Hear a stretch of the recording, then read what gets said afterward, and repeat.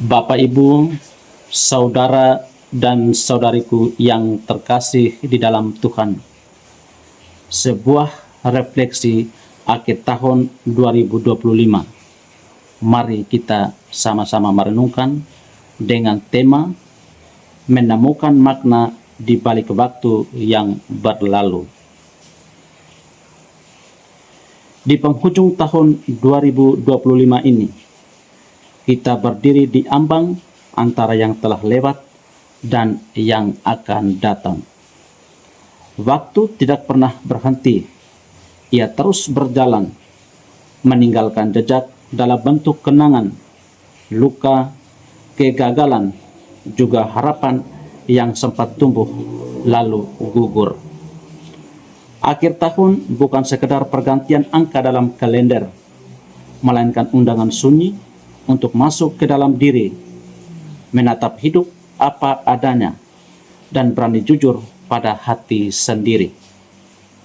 Di hadapan Tuhan, kita diajak bertanya, sudah sejauh mana aku hidup sebagai manusia yang bermakna, bukan sekedar manusia yang sibuk? Tahun ini mungkin tidak berjalan sesuai rencana. Ada doa yang tak kunjung terjawab, usaha yang terasa sia-sia, relasi yang retak, dan harapan yang perlahan memudar. Namun justru di sanalah hidup sedang membentuk kita. Tidak semua kehilangan adalah hukuman. Seringkali ia adalah cara Tuhan mengosongkan tangan kita agar kita mampu menerima yang lebih sejati.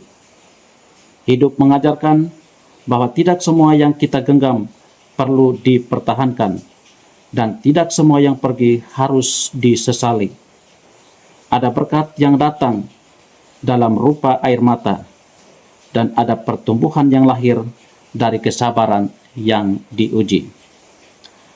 Akhir tahun juga mengingatkan kita bahwa hidup terlalu singkat untuk dihabiskan dalam kemarahan, dendam, dan penyesalan yang berlarut-larut.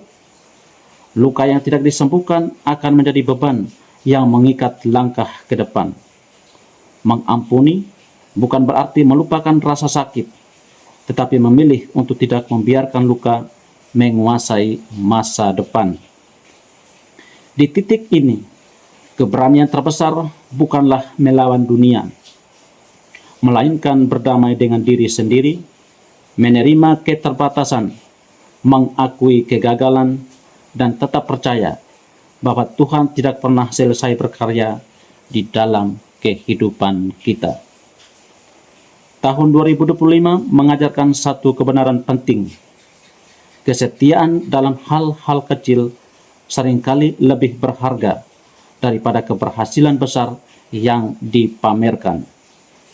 Ketekunan dalam tugas harian, kesabaran dalam pelayanan yang sepi, kesetiaan dalam doa yang terasa kering, semuanya mungkin tidak dilihat manusia, tetapi tak pernah luput dari pandangan Tuhan.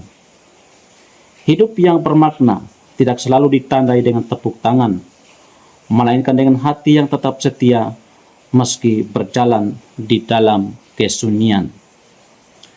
Menatap tahun yang akan datang, kita tidak dipanggil untuk menjadi sempurna, tetapi menjadi lebih jujur, lebih rendah hati, dan lebih berani mencintai.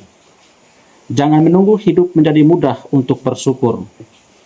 Bersyukurlah, maka hidup perlahan menemukan maknanya. Jangan menunggu segalanya jelas untuk melangkah.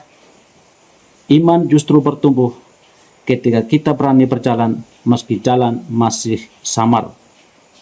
Harapan bukanlah keyakinan bahwa segalanya akan baik-baik saja, melainkan keberanian untuk tetap percaya bahwa Tuhan setia menyertai dalam setiap keadaan kita. Akhirnya, refleksi ini mengantar kita pada satu motivasi terdalam untuk kita hidupi di dalam keseharian. Hidup adalah panggilan, bukan kebetulan. Setiap hari yang Tuhan izinkan kita jalani, adalah kesempatan untuk bertobat, memperbaiki diri, dan menjadi berkat. Jika tahun ini kita jatuh, bangkitlah dengan kerendahan hati. Jika kita lelah, beristirahatlah dalam Tuhan. Jika kita merasa tidak berarti, ingatlah bahwa hidup kita terlalu berharga untuk dijalani tanpa harapan.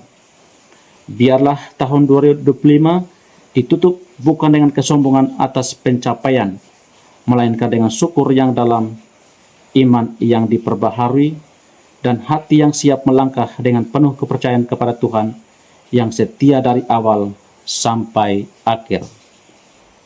Selamat menyongsong tahun 2026. Mari kita berjalan dan melangkah bersama Tuhan. Tuhan Yesus memberkati kita semua. Amin.